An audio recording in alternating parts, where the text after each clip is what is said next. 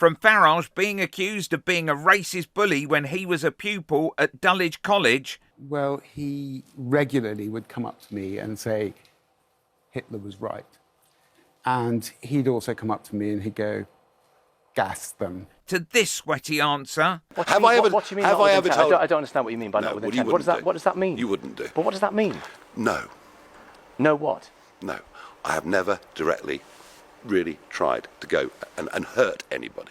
To Reform Deputy Leader Richard Tice saying that the accusers were basically lying. This is made up nonsense by someone who has got a politically biased motive. To Tice's girlfriend Isabel Oakeshott gaslighting, trying to play down the bullying. Half-baked allegations of conversations or exchanges that may or may not have taken place in a school playground 50 years ago. I mean, honestly, even saying it honestly just sounds ridiculous. To then back to Farage lashing out at the BBC, talking about double standards. This morning, Richard Tice said on the radio, he was asked about the comments made by schoolmates of yours who have said that comments you made they viewed as racist and offensive. He said that they were lying.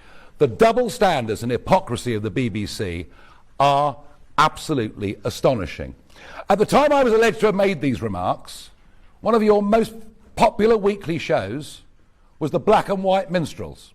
Then to this interview on LBC, where Andrew Marr presses Richard Tice on him calling the accusers liars. It seems Farage and Tice and their groupies are digging themselves a bigger hole every time they try to evade the question of whether or not Nigel was a racist bully. Many of his colleagues, his mates at school at the time, or boys who were at school at the same time as him, were really offended when you called them liars. And in a way, you might have made life harder for Nigel Farage by using that word. Do you stand by that word, liar?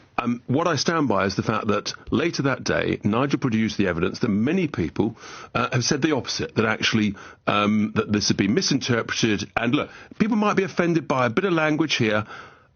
Fine, that's the nature of politics. If people want me to be a bit more gentle, let's use another expression. Recollections may vary, and they clearly do vary. It's 49 years. It's 49 years ago, Andrew. It's 49 years ago, but I detect you do regret using the word liars about some of those boys. If people are offended by it, they might be offended by it. That's the nature of politics. When I'm assaulted by a presenter saying that let's talk about Hitler's special relationship with Nigel, right?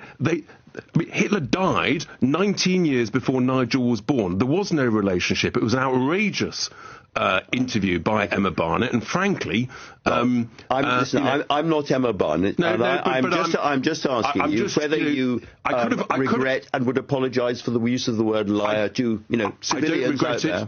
I could have stopped the interview on the basis of that outrageous start. I didn't. We carried on, and frankly, the BBC should be apologising to me for that outrageous interview. Click here for some more Reform Reprobates.